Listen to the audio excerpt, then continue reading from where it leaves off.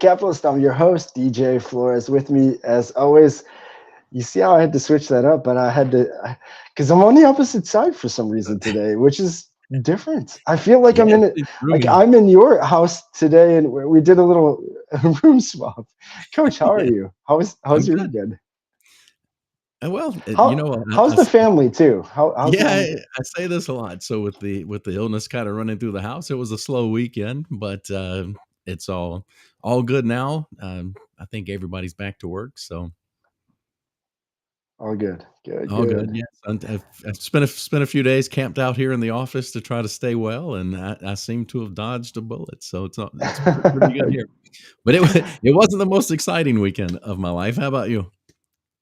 No, we it was low key here too, pretty laid back, so nothing fun or exciting. We did have obviously because of the holiday on Monday. This week is for most people, it's one of those when the kids don't have school, it throws everything off, and so it's one of those kind of weeks that I feel like I'm a day behind on everything because I had to do a little extra dad time. But other than that, no, yeah, it And was I, pretty I spent relaxed. the weekend as a deliverer of Gatorade and popsicles for the most part. So just constant trips to the other side of the house as a delivery guy. Good. Well, I'm sure you took good care of her. So, and speaking of care, I guess we'll go into who our guest is. So, honestly, excited to have him come out. When I first met Lee, so he came to BNI. He is a fellow BNI member of another group. It looked familiar.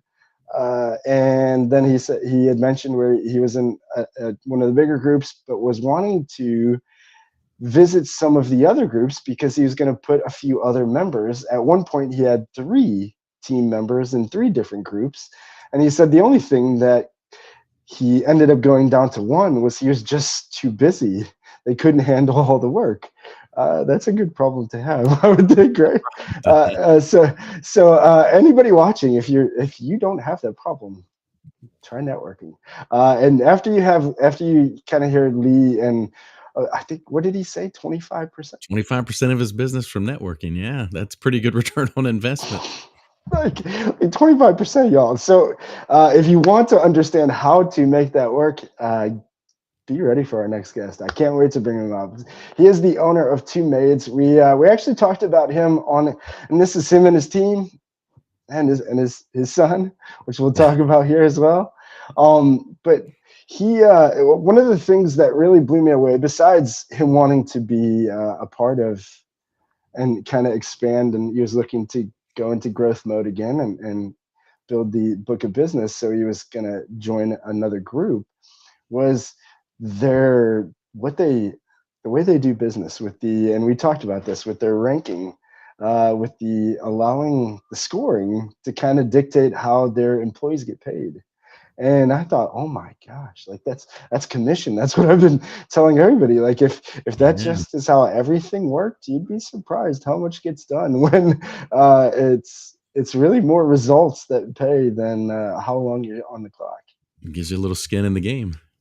It sure does. And so I can't wait to talk to him about that. I really think after talking to his recruiter, who's part of the team and has visited the group, and him, they both have the same kind of vibe that that ranking, like we talked about, where it could have almost a double-edged sword, where it could just be a bad customer. It's not usually the case, and it's almost like they feel more inclined to because of To the be score. kind. So Yeah. yeah, yes, Yeah. yeah. And so I love it. Again, I think it's so smart. I think it's clever for Two Maids. So shout out to y'all. And I love But franchise journeys. So just talking about the path of from corporate to franchising it's always interesting to me. So this will be good. it will be. So again, y'all, we're bringing out Lee Sheridan. This is Lee. Actually, before we get this started, I'll show this last picture of Lee. But this is the famous center where me and my family have had some. I've shared some stories of where the fountain is, where they do all these cool events here in Virginia Beach. And again, it's so different of an area. because there's all these little towns, kind of centers like this. But this is one of the biggest ones where they do these events, and again, so cool. But really, can't wait to have them out. So, Coach, you ready? I'm ready. Let's get this thing started. Let's do it. You get one heartbeat song. Take it seriously. This is your masterpiece. Don't forget to dream and taste the colors in the air you breathe. It's your masterpiece. Go ahead and feel it all.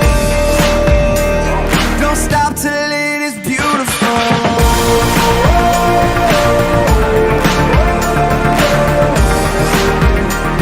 Don't stop till it is beautiful.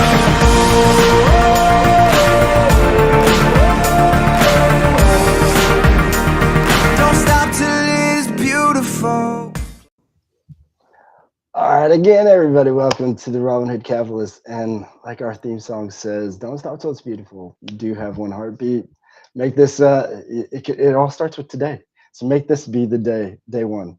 Instead of one day, make this to be day one. But, and that's kind of what Lee, I think, is doing with Two Maids. And so I'm so excited to bring him out. And we got to talk, so he shared a few videos. One of the videos I'm going to share, he talked about they actually came up with this during COVID as kind of like a thinking outside the box and that extra step. And we talked a lot about that with John, and that was a lot of your guys' success over at Liberty and kind of with those things. And so I want to share this to kind of be his own intro to bring him out.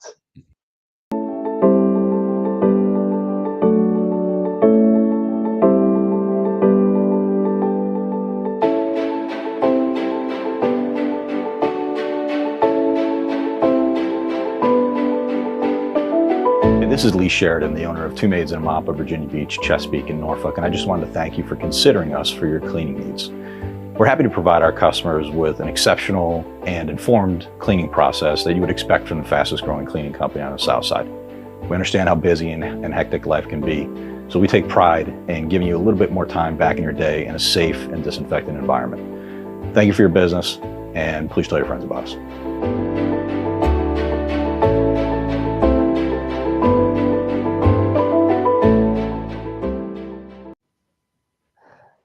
And Lee, thanks. Hey. Here you are. It's like magic.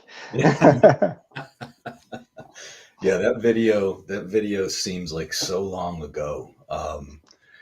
It was we were in the throes of COVID. You remember that little thing where we were going to be back to work in 2 weeks. Mm-hmm. Remember that? So Yeah. that was we lost a significant amount of our business, and we had to either hit fight or flight, and we took the fight path, and that tended to pay off for us significantly. So it's great to be here. Thanks for bringing up such an old video that brings up such scar tissue. I appreciate it. We got to start with the pain. We like to get right to the deep parts. Forget the surface level stuff. Let's go right to the pain. No, and so I guess with that, share your story and your journey of how what led to Two Maids and your backstory, if you could. Sure. So I'm from the Northeast. I'm from Connecticut, and insurance capital of Hartford area, and graduated college, and I got a job at Chubb Insurance as a claims trainee. So I bounced around the country for a while. Started in Connecticut, then I was in New York for a little bit, New Jersey for a little bit. I was in Virginia for about a year, then went out west. I was in Phoenix for a couple of years, then got back here in 2001 when I got married. And I stayed in the insurance industry till 2017 and just burned out. I left as the national strategy manager. I did auto strategy, and I did international salvage. And, I traveled a lot. My kids were young. My wife was in corporate America as well. She traveled. And it got to the point where the juice wasn't worth the squeeze. and I was working too much. I was miserable. The corporate world had changed dramatically, where it seemed like the easy stuff was getting hard to do. And I had a really hard time leading in that environment. So literally figured one day in a meeting in home office that I was done, and called my wife and said, today's the day. Called the CEO of Two Maids at the time and said, today's the day. And that was it. Took the red eye home, resigned. And Wow. yeah. And then that was January of 2017. Two Maids Virginia Beach opened in April. And then we expanded in 2020. I started another business in 2019. Bought some commercial real estate in 2021. Moved the operation, all the businesses here. And here we are. Here we are in February of 2024, and it's been a good decision. In those early claims years, were you traveling to those different places actually as a claims adjuster, or was it a different role? No, it was a different role back then. We did a lot of local investigations. So I would handle pretty much Fairfield County to Westchester County, New York, and just investigate liability claims, commercial liability, homeowner liability, things along those lines, and do investigations and interviews, take pictures, evaluate losses and scenes, and try and identify value and negotiate and settle claims. Got it. I was an auto theft investigator for a while for the insurance side. It's not as much fun as it sounds. No, but It doesn't sound like fun. That's the best way to sell a car nobody wants. Just pretend like it's stolen. Yeah, there was some interesting recorded statements in those days. So Yep. Oh my goodness. so let's. I guess DJ, you want to jump right in it?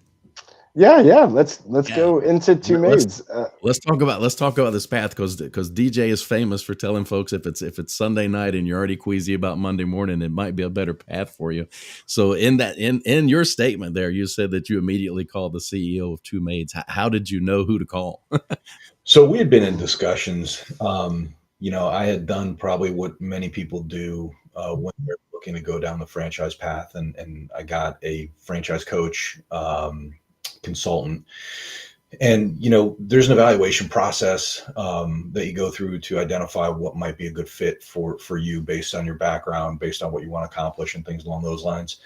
And we honed in on home services primarily, but definitely the service industry. I grew up in the service industry. My father had a catering business and the restaurants and things like that.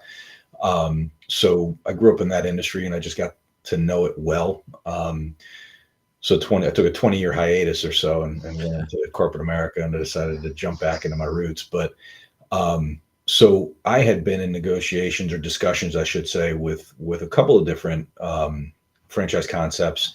One of them was going to be commercial cleaning, which I quickly kind of evaluated and said, listen, I don't want to get calls at 10 o'clock, 11 o'clock, 12 o'clock at night that I can't get in, or the alarm's going off, or whatever. It's just, that's not the shift I want to make in my life. So I landed on home services, residential cleaning, and Two Maids just had a great concept. They had a great concept. The CEO and I, at the time, his name is Ron Holt. He has since sold the franchise to an organization called Home Franchise Concepts. But Ron and I hit it off. We just hit it off. We saw eye to eye. We had similar ambitions. So he, kind of told me when we had a first conversation, he says, you're going to buy a franchise. I said, well, we'll see. And now that's a funny story. We tell people, 7 years later. But when I say I picked up because what I was going to do is I was going to buy the franchise and be an absentee owner.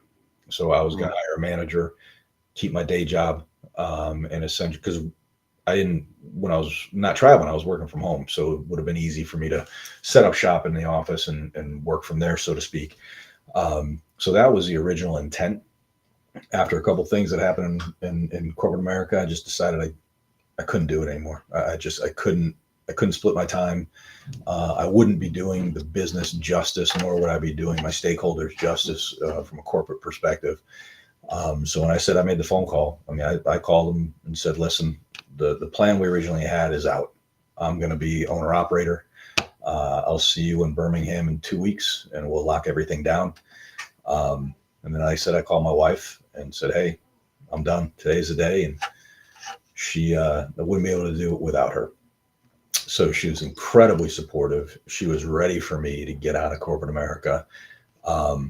Absolutely would not be able to do it without the support from my wife and kids and the balance of my family. And because I had that, I felt very comfortable pulling the trigger. And like I said, the gamble paid off. We're doing pretty good. That's a great story. Now so every franchisor has their method that they use for wooing new franchisees and that getting to know you process. Did they have sort of a process of like a discovery day and franchise development reps, or did you just somehow know the CEO and get immediately hooked up with him? So I did go through the process, but I was the 35th franchise to open, right? So when we talk about franchise growth and franchise development, put it this way, 8 years later, 7 years later, we're at 150 units. So it's good growth, right? I mean, it's not incredibly rapid where you can't keep up with it, but it's definitely a manageable growth rate. So back in those days, there wasn't a franchise development team. It was the CEO, the CFO, and a handful of other folks that you had a direct line into. So it was pretty easy, when we had conversations, bring up their screen and show me stuff or email me stuff, and we'd go through it. Because of my background, I'm not really the kind of guy that can get wooed, because I've been jaded and I've listened to people tell me stories for a long time, right? So you're not going to woo me, but you can give me facts and you can give me information that I can digest and hopefully make a decision. And they were very transparent with that. They gave me everything I asked for, and I did spend some time in Alabama with them and side by side with their attorneys, and it just seemed like the right fit for how I'm built and how this area is built, right? So our demographics here, it's military, right? You're not going to woo a lot of military folks, right? It's just give me the details. Let me know what you're going to do. Let me know how it works, and I'll get out of your hair and let you do your thing. So just a good fit all around. That's awesome. Now, when did you get through the discovery part with other concepts, or was this just the one concept that you looked into? I eliminated all the other concepts before we went to the discovery day, and mainly because they were very salesy. And I don't like getting sold. So they're very salesy. I don't want to say pushy as much as, not necessarily, giving me the political answer on everything, not the right answer, right? Just so it was very, and I was able to see through a lot of that. And a lot of those franchises were very, very well established, older established franchises. And while that can be beneficial in certain circumstances, I liked the fact that this was new, this was young, this was pliable, this was growing. And I felt just my background, I might be able to contribute a little bit more to that. No. So those other options, did those come from the same consultant? You mentioned a franchise consultant, and I know Coach is huge on that. I know he had used Franchoice. Yeah. So there was, when we talk about in-home things or services, there's a, kind of in-home respite care, right, for seniors that are trying to age at home. Then residential cleaning, there was like a garage, remodeling type deal. So all of these were, for the most part, like I said, at home, in-home services. The senior care thing, that's a tough gig, right? Because, client acquisition could be easy. Client retention is extremely difficult because they die. And that's a significant hunk of revenue that goes away immediately. And and it's a difficult thing with regards to dealing with families and whatnot. And so that just wasn't something. And when I look at the demographics of this area, really wouldn't play into that. If we were looking maybe a little bit further north up the peninsula, Williamsburg area, Yorktown, it's a little bit more of an aged population. Not so much here in southeastern Virginia where we are. Yeah, that makes a lot of sense. I went through the process with one of the garage renovating franchises before choosing to stay in my lane, but it was an interesting concept, I thought, and a valuable service. It just wasn't a fit for me. Yeah, and it's and I've got friends that own those, and they do fantastic work, but it's work. It's tough, and understanding the labor market here and the challenges that I have. And granted, while we're doing indoor labor, we're not lifting heavy things and grinding concrete floors and lifting cabinetry and install. It's a different skill set that it just was not something. I'd done that before. My father owned a bunch of homes, and we renovated a ton of homes. And while I enjoy doing it when I know it's not my career on the line. So it just wasn't a good fit for what I felt I could offer our community. Very good. Was there when you were looking at, and this is when we get people who are franchisees on, a lot of times we're talking about that transition from signing the opposite side of the paycheck for maybe the first time. How was that transition of going from a long time in corporate to being the guy? So I equate it, and I've said this before, that it's when somebody feeds you every 2 weeks and they give you enough food for 2 weeks and then some. It's you get comfortable. You get extremely comfortable.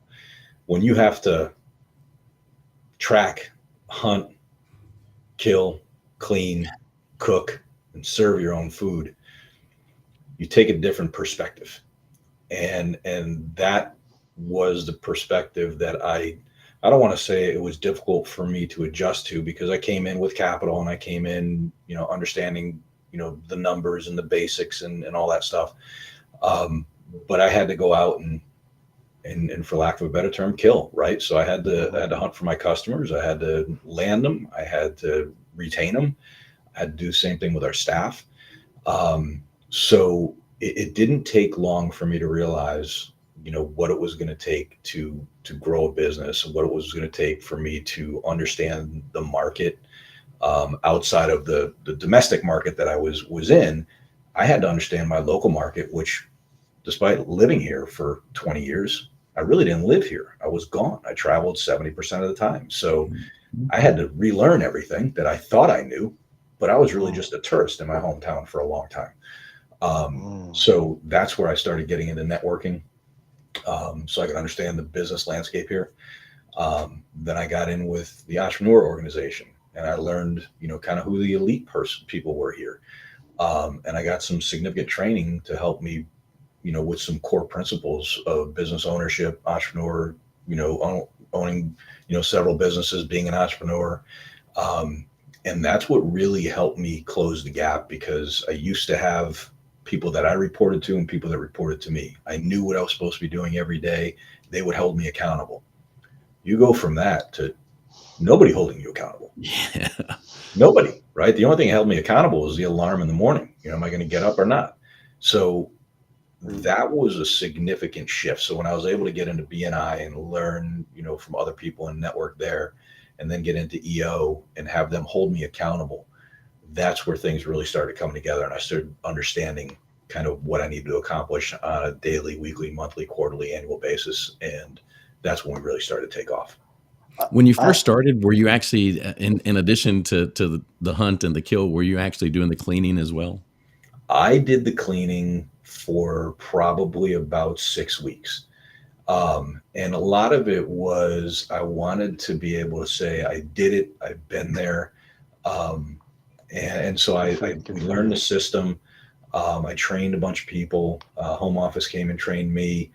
So I wanted to have that credibility, and kind of see what pitfalls you have in the field, see what the customers say, see how the customers interact. And I did it for about 6 weeks, but then I learned that I'm better off. I'm not good at cleaning. I don't like it. It doesn't bring me joy. There's people out there who really love it. It's a release for them. Stress reliever, brings them a ton of joy. I'm not that guy. I realize that I am better behind the desk. I realize that I'm better working on the business versus in the business. And I was able to surround myself with people that like going out in the field and enjoyed, giving their energy to other people on a regular basis and seeing those results on a regular basis. I like to see the results on a monthly basis, quarterly basis. And we were able to separate that. And I've got a tremendous team now that, they kill it every day. That was a great lesson. For some of us, cleaning is stress inducing, not relieving. I'm not that guy. Yeah, I'm not either. No. I think I jumped in over top of you, DJ. What were you going to ask? Oh no, honestly, I don't even remember now. I was afraid you were going to go there. I don't even remember. It kind of came. It was something he had mentioned at the time. He was kind of relating something. And I just thought it was very clever what he related it to. And kind of was going to go there. Yeah, one of the, like I said, that structure that I left, I didn't realize how important that corporate structure was until I was out of it. And then it was pretty apparent that I was kind of, I don't want to say floundering, but what am I going to do today, right? We just opened. Yeah. It's not like the phone's blazing off the hook. It's not like I got, there you go. It's like you're reading my mind, Lee, but that's exactly what you're talking about. And I think that's the second phase of the world that is kind of the missing that people don't understand. Because what you explained is just what college was. Like high school, there's the teachers and your parents telling you, but college, you have to make yourself go. Like the alarm clock goes off and you either decide, am I going? Or do I not? Yeah, we're really going to do this. And do I want to do this? And that's kind of like that. Yeah. How far can I bend these rules? But really, I think that's the difference between, like you're talking about, the handcuffs still of corporate America or the corporate job and the freedom, again, of now you are responsible for every minute. You have freedom, but you don't do anything for long. Well, you'd asked earlier, about signing the front of the check versus back of the check, and there's a lot of accountability with making that shift, right? So, and I say that often, that our decisions collaboratively as a management team, have an impact on the well-being of our staff as well as their families. I can't put it any plainly than that. I mean, the decisions that we make with regards to marketing, with regards to client acquisition, who we're going to bring on as a client, who we're going to fire as a client, who we're going to bring on as an employee, those all have an impact. And if, God forbid, I can't sign that check because I've made bad decisions, that's on me. If there's an issue because I hired the wrong person and they maybe didn't do a good job in the field, then again, that's probably on me. Or is it a training thing, right? So you got to look at these things through different lenses. And at the end of the day, it does reflect on us and decisions that we make as leaders. And that was a pretty big concern of mine. I mean, we run a significant payroll. And one of the things, and my manager, Sandy, who's been with me for 4 years, she's helped me grow this business tremendously. She knows it better than I do now. I could not run the day-to-day without her. She's been fantastic, and she's far surpassed my knowledge of the day-to-day. That's why usually they don't like me answering the phones or booking jobs anymore. But one of the things that she said recently, which was pretty profound, was we've had people who have bought houses. We've had employees that have bought cars. We have employees that have put their kids through college. Those are decisions that we've made that have been favorable. And allowed us to reward them with opportunity. We've had people who have advanced through the ranks here and gone from cleaner to front office to field manager and things like that. We're a cleaning company. Right? Is there really going to be a track to leadership?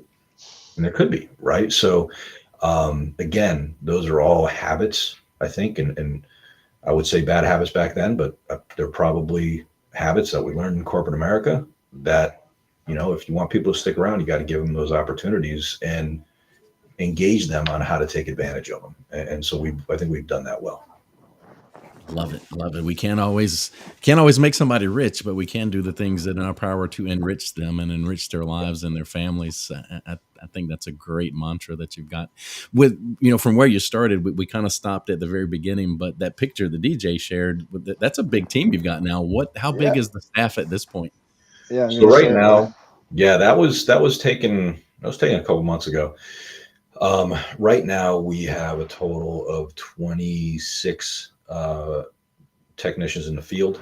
And then I have an HR or staffing specialist, DJ that you met at the BNI. That's Melissa. Yes, Melissa. She's awesome. by Yep, the way. she's great. And then I have Sandy, who's our operations manager, and Heather, who's our ops assistant, who manages our CRM, as well as our customer onboarding. We have a customer feedback tool, so she manages that. So she wears a bunch of different hats, and she does our newsletter. She does a great job with our newsletter. So everybody has their role, everybody has their responsibility, and what's good is that there is a lot of overlap, right? So everybody can kind of do everybody else's job. So we have that level of redundancy, which allows us to have flexibility here. Mm. And you've done just a great job. Again, Coach, you were like reading my mind. I was going to that picture before you even talked about it, because I wanted to say, you had mentioned now a few times about the people surrounding you, and even you're with the support of your wife and family is really that's what it takes. I mean, I think especially this journey, like you have to find those people. You definitely have to find those people, and you've done a great job. So and it's a testament to your success. So again, kudos to My your questions in my mind are always going to the support you got from your franchisor, because I've seen the good, the bad, and everything in between with franchise system. yes. It sounds like you received some really good support to help you get started. Can you kind of go through what maybe someone else should be looking for when they start this process? Yeah, sure. Get a mentor. Get a mentor that's already in the franchise. I have all the support I need. I just need to ask for it. I have all the tools that I could possibly have at my disposal. I just need to ask for it, or I need to know where to find it. So I think establishing that, and I'm a member of our franchise advisory council. Nice. And that's one of the things that we're really pushing for, is to make sure that as new franchisees come on board, they have somebody who was in their shoes, a couple years ago, that can be an advocate for them, answer those questions, because, you have the tactical things that they have to do, but you also have the strategic things that they have to do. So when you looked at it from a tactical perspective, the day in, day out grind of running your operation, that's a lot different than making sure that you're planning on how to do your SEO for the next couple months, and that you're going to run a holiday special, and who's your target demographic, where do you live, who's your target demographic, how do you market to them. So as somebody who I didn't know how to do that as a claims guy in corporate America, how am I supposed to know? I don't know what SEO is, right? So Yeah. understanding that is a big deal, and it's incredibly intimidating, because you pay a lot of money into your franchisor. Do you really know what you're getting for that money? Are they doing the right things? And the answer is probably not, if you're not engaged at the right level. But how do you know what the right level is if you've been open for a month? Right. You know what I mean? So having that advocate and that mentor is a big deal. So anybody who's going to start this training, I would just make sure that you have that individual. In addition to that, you have to have a network locally. I mean, there's just no two ways about it. You're not going to listen, my wife doesn't hold me accountable. She doesn't tell me get out of bed and go to work. She doesn't ask me how did we make any money today? Every now and again, she says, let me look at the bank account. But that's about it. She's got her job. She's got a career. She's not involved in this at all. And that's by choice, and that's by design. She's trusted me to make this decision. She's trusted me to make several other business decisions. And knock on wood, they've all panned out today.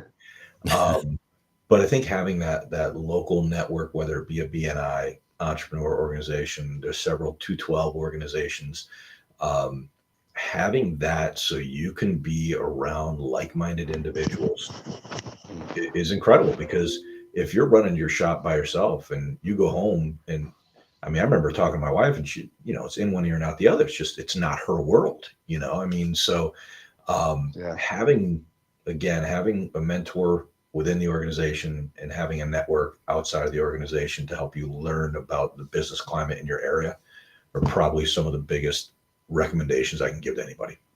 Oh man, that is pure gold. And anybody watching this, or if you know anybody in business and they seem like they're struggling, I was just talking to somebody earlier about this, and I said that's the problem. Most small business owners, they don't realize that everybody's struggling. You just need to talk to the other person and find out what they're struggling with, and more than likely, like, they're going to help you figure that answer out.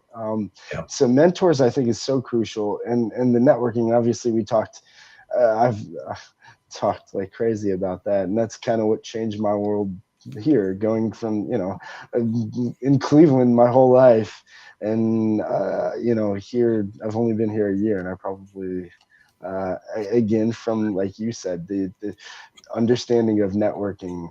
So I want to get into that. When did you actually first get involved in BNI? When did it go to the 3 to really, I guess, what was your slow progression to getting to 3 groups like you were at one time?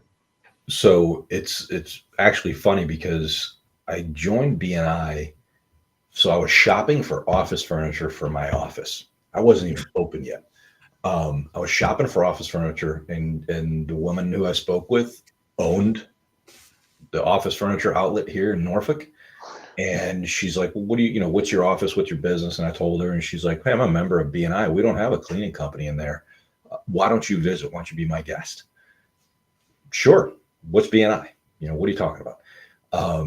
So, I mean, I was just that green, right? I had no clue. So, That's wild. so it was Liz Boatwright. She invited me, and I went to the meeting, and I signed up, and I didn't have any employees yet. We just got furniture.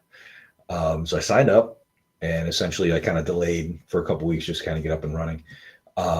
And then I came in, and right off the bat, we started getting referrals, right? I mean, we had, loan officers, we had realtors, we had, you name it. It was a sizable group. It was probably about 30 people at the time. So right off the bat, there was no other cleaning company in BNI, right? So I was like the guy for like the area. So I'm like, oh, great. So we started getting business we could barely even handle. So that was unique. And then I actually started another business in 2019, taking care of Airbnbs. So VRBO, Airbnbs. I have another business called Beach Hospitality. We provide all the equipment that they need to run a short-term rental. I have a commercial laundry facility here on site where we turn and burn all their laundry, or they can lease my laundry. So essentially we started getting into that. And I started getting referrals from BNI for short-term rentals and Airbnbs and things like that. So that's when I said, geez, I got to get somebody else in another BNI. So I got Sandy in another one, and she got into my old one. I got into a new one. So we were doing that for a long time. And then I had somebody who was just kind of floating. I never put another third person in. I just had another individual that was floating and just bouncing around from BNI to BNI, and because they'll let you do that for however long. Yeah. And so then they would come back and say, hey, you should probably visit this one in Norfolk. It's a good size BNI. They're really fun. And so I visit that one. So I was bouncing around for a long time. And then we got overwhelmed. And then COVID hit. And so, essentially Sandy got out. We went virtual. And then thank God we're not, virtual. We haven't been virtual for a while now, but there's some that are either a hybrid or they're virtual now. But yeah, we still get, 20 to 25% of our business, depending on the season, from BNI. That's amazing. So the companion business, it seems like that's brilliant. It's a natural fit for a companion to what you already do. how did that idea come about? Was that another franchise concept, or was it just a brilliant idea? How did that happen? It was entirely by mistake. So Best plans. It, That's it, how they it all really start, is. right? It really is. So we opened in April 2017. May of 2017, a guy called me and said, "Hey, I've got 4 Airbnbs at the ocean front. The lady that cleans for me flaked out, bailed out. She's got all my laundry. I got nothing, and I got people checking in a couple hours." So I chatted with him a little bit. I'm like, "What's going on? Tell me your story. Tell me what the deal is. Tell me what, you know." And so he told me, he's like, "I got these 4 Airbnbs," and he's like, I'm my back's against the wall." I said, "All right, man, I'm on my way." So I could run this guy over with my car. I had no idea who he was. Showed up he has 2 duplexes side by side. So I showed up, shook his hand, and I'm like, "What do you need?" He's like, "I got to go and buy sheets and blankets and towels and blood. Like, she's got nothing's here. She's got everything. She's not answering. She's gone." So I'm like, "All right, I'll clean the joint." So I went in, cleaned it. He went and got, all the stuff that he needed.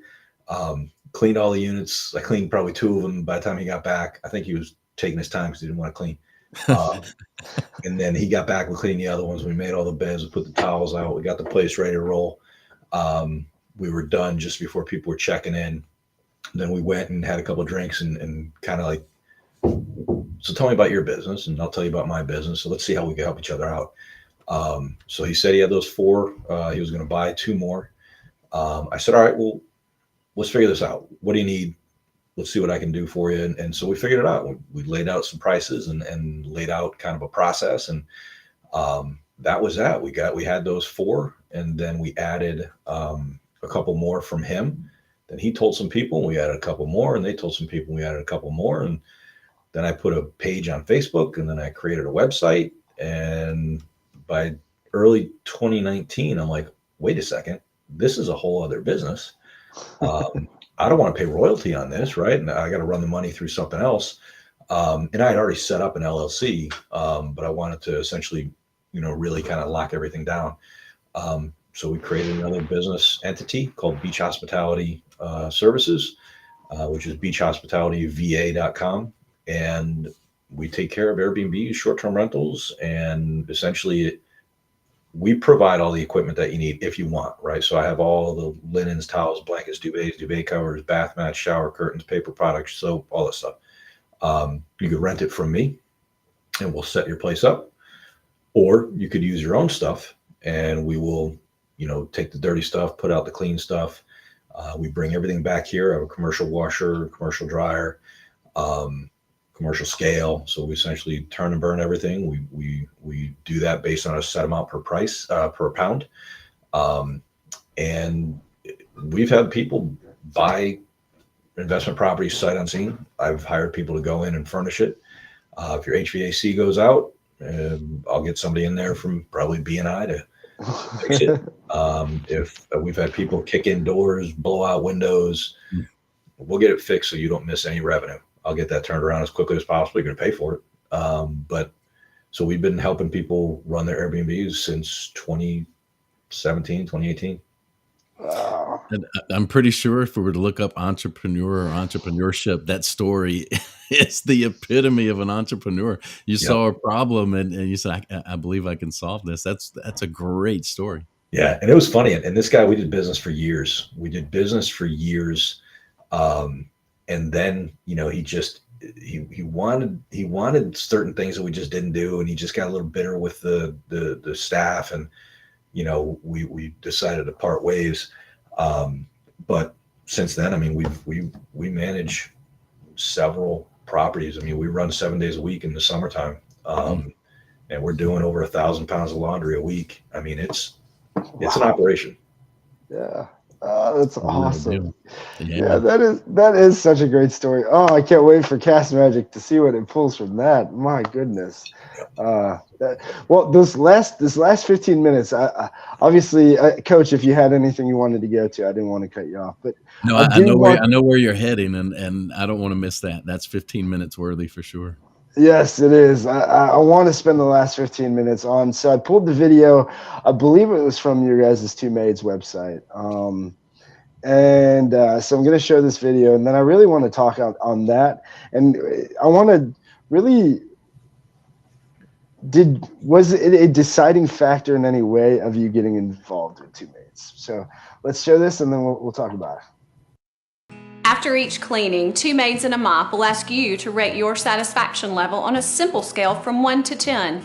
That number and that number alone directly impacts the compensation level for the two maids responsible for cleaning your home. I love this because it encourages every single employee to care deeply about my personal satisfaction. I've yet to find another cleaning company that allows my feedback to determine its employees' paycheck level. My name is Christy Denard, and I am an actual customer of Two Maids and a Mop.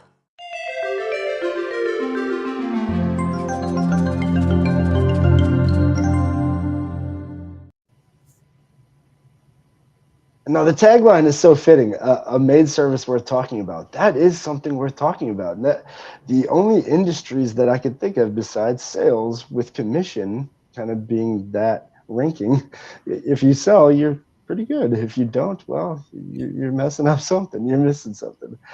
Serving, obviously, you get a good tip. You probably did a good job serving, but there could be the other edge. How much did that play factor into you getting with Two Maids? Was that part of Two Maids starting, and how has that kind of played out for you guys? Yeah, that was a differentiator, in the industry, and Two Maids really kind of, made that happen. So yeah, that was huge with regards to me coming on board. It was a big selling point for me because I truly believe in, hard work earns higher wages. The better you do, the more you earn, the more ambitious you are, the more you'll make, right? The more outgoing you are, the more opportunities you'll get, right? So that resonated with me right off the bat, because like I said before, I grew up in the service industry and I knew, if I did a really good job and I got a really crappy tip, that stings, right? So that to me really resonated. So I want to do better, to get a bigger tip, right? So that was a big deal for me because, and again, you look at our community here, it's blue collar, military, right? So,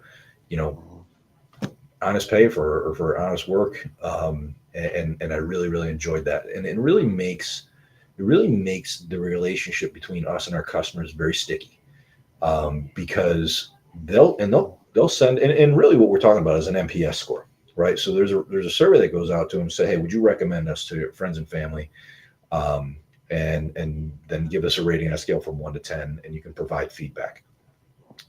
So they get paid based on that response. If they get a 9 or 10, they get the top of the scale.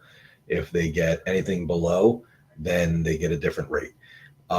We follow up on every single review that comes in. If you give us a 9 or 10, great, we appreciate it. Thanks for your feedback. Because how many people do those things and you never get a response, right? You'll do it and it goes into a black hole. You don't know if anybody ever reads it. You get a response from every single one of those. Have the response to every single one. If it's an 8 or below, awesome, you're probably going to get a phone call.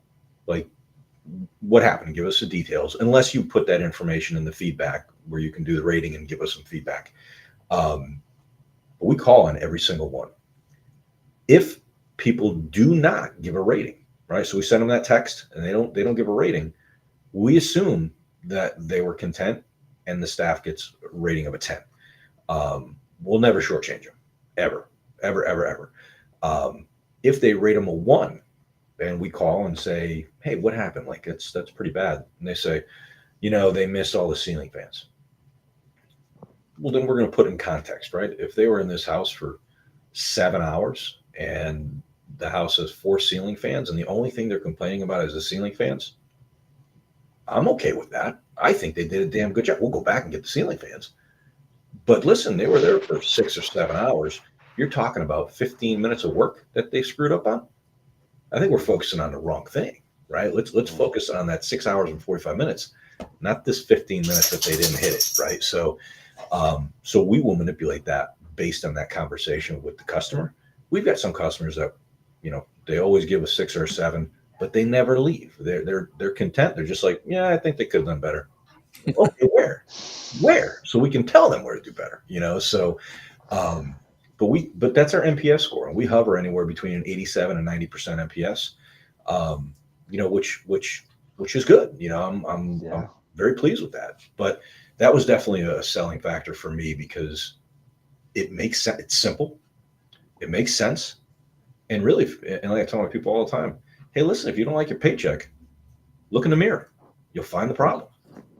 And they accept feedback and they get all the ratings. The staff gets all the ratings once it comes in. They have an app and they can look and see what the rating was. They are absolutely invested. If something comes in, I'll get a text. Hey, this person gave me a 6. What happened? So they're invested, and those are great conversations. And we talk. We have a morning meeting every morning at 8:05. We go over the good, bad, and the ugly, and we read most of the good ones. The bad ones we'll bring in. We'll do one-on-one. But at least it's a good opportunity for a discussion. I've got a couple of questions. So each customer can be so different in what they expect. How do you set expectations? And then my second part of that is how does it affect your ability to hire? Like, where does this conversation come in the hiring process? So, we do group interviews. I'm a big proponent of seeing how people interact around other people. I don't like canning somebody in my office and asking them questions because they're going to tell me what I want to hear. So we do group interviews, and usually it's Melissa and I, and there'll be 2, 3, 4, 10 people. And people, you can see how they interact. And because we have core values and we hire and fire based on our core values, nice. Usually we can tell pretty quick who's going to be a good match for us and who's not going to be a good match. So we explain how they're going to get paid. We explain the training process. And we explain it's commission, but they have 100% control over it. And really when we boil, because people like to hear, well, what am I going to get paid per hour? Right. And we put it on a board. We have a huge whiteboard where we capture high paid, low paid, average paid, high per hour, average per hour, low per hour, high tips, average, low tips. We don't put names. We just put numbers. So really, and I'll just point to the board and say, listen, if you look at the board this last pay period, and these are all pre-tax numbers. I don't know what you owe Uncle Sam, not Virginia. So, that's your business. But pre-tax, we got somebody making a high of $2,200 every other week. We got an average of $1,600. We got a low of like $1,200. Everybody has the exact same opportunity to earn that $2,200. It's about their pursuit of it. So you need to determine where you want to fall on that scale. That's not me. That's you. So that kind of separates the wheat from the chaff, right? So then people are like, well, you know what? I'm a lot better sitting behind a register for $15 an hour. That's my speed, right? So, because the faster you are with better quality, you can do 3, 4, 5 houses a day and kill it. Mm-hmm. Or you're slow and you only want to do 2 houses or 3 houses a day. Okay, that's fine, but your paycheck's going to reflect that. So we have that conversation right off the bat. So, Coach, your question with regards to how do we differentiate with regards to customers, we fire a lot of customers. Yeah. And for no other reason that they're just not a good fit. There's some people who want a housekeeper, right? They want somebody to come in. They want them to start the laundry. They want them to start dinner. They want them to organize the shoes. They want them to, hey, listen, that's not us, right? We're licensed, bonded, and insured because I spent so much time in insurance. I know what we can and cannot do. I know what we will and will not do. So there's certain things we just can't do because it's going to jeopardize my people or it's going to jeopardize my business. So we just don't do it. So we know who's a good fit. If you're a hoarder, we're not going in your house. If you got 30 animals, we're not going in your house. We can't win, right? I'm not going to get to a fight I can't win, and I'm not going to send my people in either. So we're pretty specific and picky with regards to who we bring on board because they have to respect the job that we're doing. They do have to honor my people, right? Because we're doing something you don't want to do. Please treat us with respect when we do that. And if there's something else that you'd like us to do or we didn't do it right, we're more than welcome to take that feedback. But there's a way to deliver it. Again, I grew up in the service industry.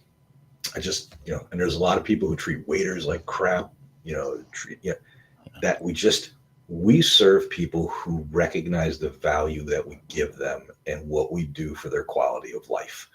We know who they are. They are generous. They are wonderful to my staff. And if there's something we get wrong, they are all in to help us get it better. But again, we've had to kiss a lot of frogs over the years. Figured out, who our target demographic is, and we serve them well. And the core values help. The core values help you a lot. That creating your culture and having values to make those decisions. A lot of business owners forget that part of the equation, and it should be step one. Yeah, and it's in that picture with the whole team that DJ brought up. If you want to bring that up again, you see the banner in the background. Yeah, definitely. Have fun, work as a team, make mama proud, and talk about it. Nice. Love it. Yeah, and core values and your ideal avatar. So you're definitely honing in on my language too. I mean, you should have a ideal avatar for your customer, for your employee, and they should all be the same because they'll all reflect the same. Yep. And once you figure that out, it should be a lot easier and it's such great advice for a lot of small business owners if they just figured that out. And instead of trying to do this corporate America race to the bottom for pricing, just focused more on who that avatar might be and give them the extra value. And, well, it's hard in the beginning, right? It's hard in the beginning because you're going to take any knuckle dragging fool that'll pay you. Yeah. Right. And you'll take anybody who will work for you. Right. It's like, I've got to run this business. And then you become, really, you become this person that's, I don't have a business. I'm just a pawn to either my customers or my staff. And hey, maybe I got some staff that they're really not a great core value fit, but can I really get rid of them? Because then I'm not doing my customers a favor. But am I doing my customers a favor by keeping somebody who really just fogs the glass? That's it. They're no good at anything else. So it's that balance that you need to strike. And I'm not going to lie, it took us 3-4 years to really strike that balance where I can come in one day and somebody is just no longer a good fit. And I say, listen, it's not working. Best of luck to you. But this isn't the place for you. I'd have to cut off my nose and spite my face quite a bit. Right. And then I got the rest of the staff saying, what are we going to do today? We're going to figure it out, right? We're going to figure it out, but we're going to be better because we eliminated that staff member, or we're going to be better because we eliminated that customer. And I'd rather have 2 customers that are going to pay half of what that person's paying than that person who's going to be so demanding that we can never reach that pinnacle of what they think is at least base level for them, right? So that's where we really, I don't want to say we struggled, but it took some time to understand, you know what? We are going to be okay if I let this customer or this individual go. We're going to be fine because customers will keep coming, employees will keep coming, and I'm going to continue as a leader to get better at figuring this out. And I think we've been able to be successful there. And I guess most importantly, what title have we given Sonny the mascot there? Sonny the Wonder Dog. Sonny the Wonder Dog. What C-level title does Sonny get in the organization? We'll bring him up. He's like I said. I'm married with 2 daughters. I've got several women that work for me. Majority women. We got a couple guys. So years ago, my wife, asked me if I could do anything different, what would I do? And I'm like, I don't know. Like, I really don't think like that. And she's like, well, what would you change? And I'm like, we got cats. I don't like cats. I'd rather have a dog. A couple weeks later, she shows up with him, and she says, here's your dog. I said, no, it's not my dog. It was a hypothetical conversation. I also told you I needed a new truck. If you put the dog in the truck, now we're talking. But so I said, I don't want a dog. We got busy lives. Like, we can't. And she, the woman who she adopted her from was there, and the woman was mortified. She's like, you guys didn't talk about this? And I go, no. My wife said, yes. I said, no, we had a conversation in a bar in Charlottesville on our anniversary weekend, and here's the dog. So now, there he is. So now this guy is, his entire life, he's been no more than 10 feet away from me. And if I leave him at home, my wife will drive him over because he won't stop crying. So he's Yeah, and he sits in the front seat of the truck. He just sits like a man sitting in the front seat and just looking out the window, you know. So yeah, so that's my life. I've got 30 women and a dog. I love it. I love it. Well, thank you so much for giving us your time and sharing this with our audience. If you could share with where they could find you, share the websites again of both your businesses, and I'll throw up some of these pictures while you're sharing that. And then, Coach, if you want final thoughts, and we go from there. But thank you again, sure. man. So yeah, I can be found. I'm on LinkedIn. You can find me at Lee Sheridan. You could also find us at twomaidscleaning.com/Chesapeake and twomaidscleaning.com/Virginia Beach. And then also our beach hospitality business is beachhospitalityva.com. And we're here in Virginia Beach, and we service the entire South Side. And we also do free cleanings for people battling cancer. So if you know anybody who's struggling with that, you can go to cleaningforareason.org, put their information in, nominate us as the cleaning company to service them, and we will give them free cleanings, 2 free cleanings. And we do it willingly, openly, and we don't say no to anybody unless they're outside of our area. And if we're going to say no, we're going to find somebody who's going to say yes. Coach. I don't know how we can end it any more positive than that. Cleaning for a reason. That's fantastic. Yes, cleaning for a reason, and I'd shown that before. I don't think I have that anymore in my files. It only let me keep so many. I'd forgotten about it, but that was one of the first things you told me after you met him. And what's another one of those free services that it's just not promoted enough for people to know and really take. And hopefully, my friend.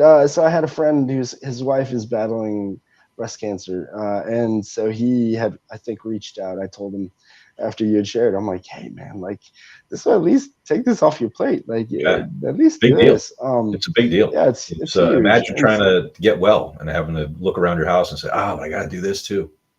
We'll take care of it. Yes. Yeah. So cleaning for a reason. Reach out, guys. And Two Maids. Again, if you're in the South Virginia Beach area, be sure to reach out to Lee. You know where to find him.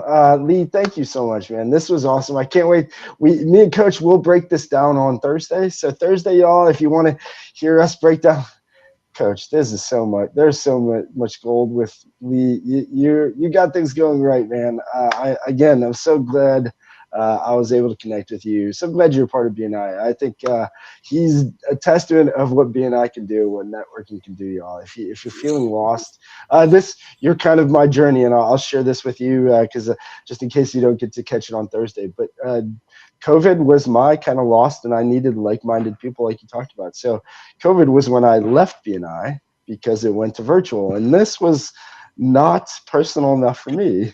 Now obviously I've become a little more okay with this, but I was not. And so I just stopped, and I felt very lost during that time. And it was literally as COVID started to kind of free up, I looked at Maggie and I said, I got to go back to BNI. And so that was literally the first thing I did. And it was kind of an avalanche that led to the other podcasts and that stuff. But I believe wholeheartedly Lee is a great testament to BNI, just getting with like-minded people, y'all. You need to surround yourself with those to support you on this journey. It is your own gift that God gave you to and your own path, but you don't have to do it totally alone. You can have people around you kind of helping you through that journey, and maybe find a second business like Lee did. Coach, I can't wait to break that down too, because that is genius. I'm so glad you found that little nugget and took advantage of that. The Airbnb, guys, if you have an Airbnb in Virginia Beach area, or you're thinking of one, because let me tell you, there's a ton and they're for sale. I'm your guy. He's your guy. Reach out to Lee. It's a great area to have one. So again, Lee, thank you, Coach. This was awesome. Yep. Until Thursday, y'all. Remember, keep Appreciate it. feeding the good wolf. I'm always on the red eye. This time around, it's not even about getting paid. I'm just an